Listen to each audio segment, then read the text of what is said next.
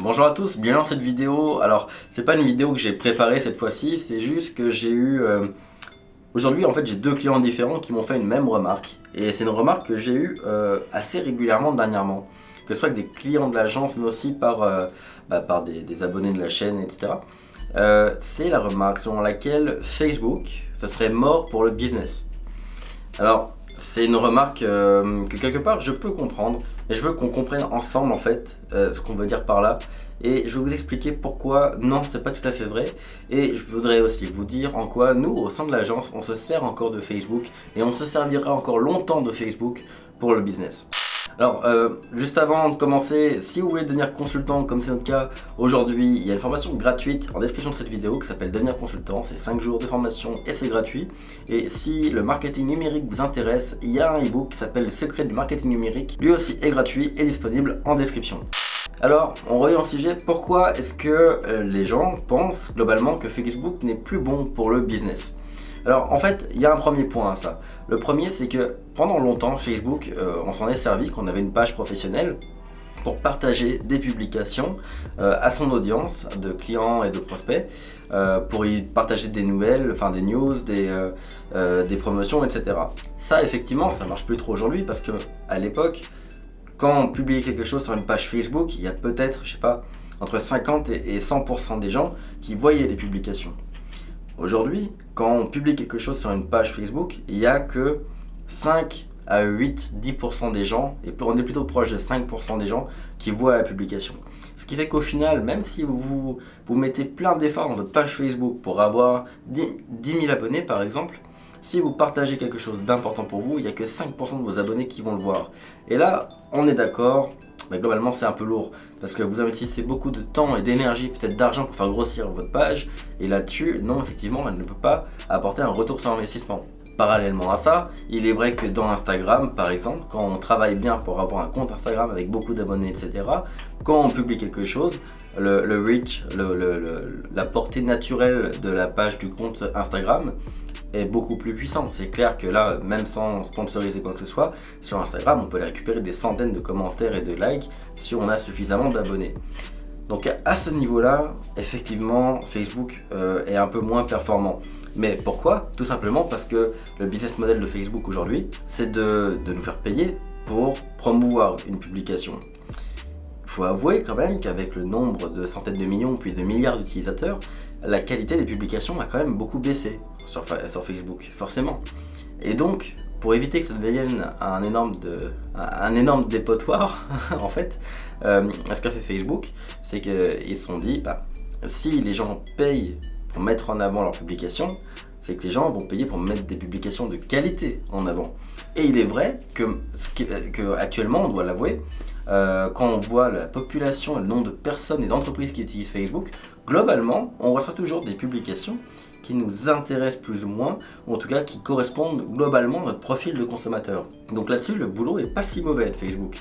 Et donc quand vous avez une entreprise, comme je sais pas, un hôtel, un restaurant, et que vous avez une information importante à mettre en ligne, sur Facebook par exemple, pour 10, 15 ou 20 euros, vous pouvez mettre la publication très visible auprès de toute votre audience, et ce plusieurs fois par jour. Donc finalement, ça coûte pas très cher de faire en sorte que vos 10 000 abonnés voient vos publications importantes, et ce plusieurs fois par jour, enfin en fait de façon beaucoup plus efficace par rapport à avant. Donc déjà là, il y a un bémol, vous voyez.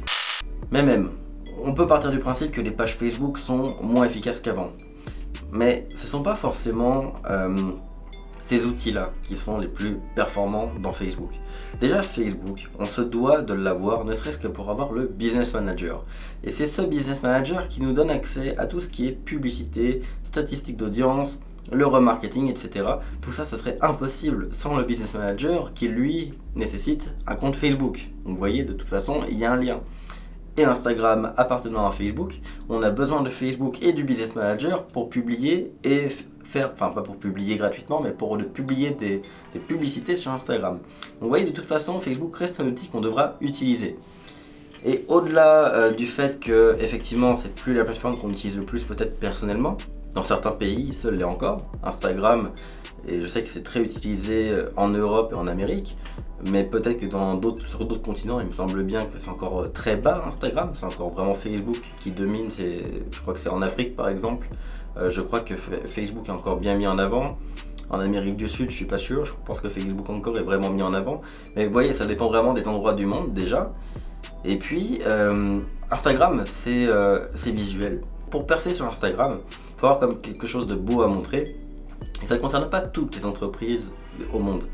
Si vous êtes restaurateur, vous êtes dans la mode, dans le make-up, dans les voitures, etc., c'est clair qu'Instagram, c'est le réseau social à utiliser.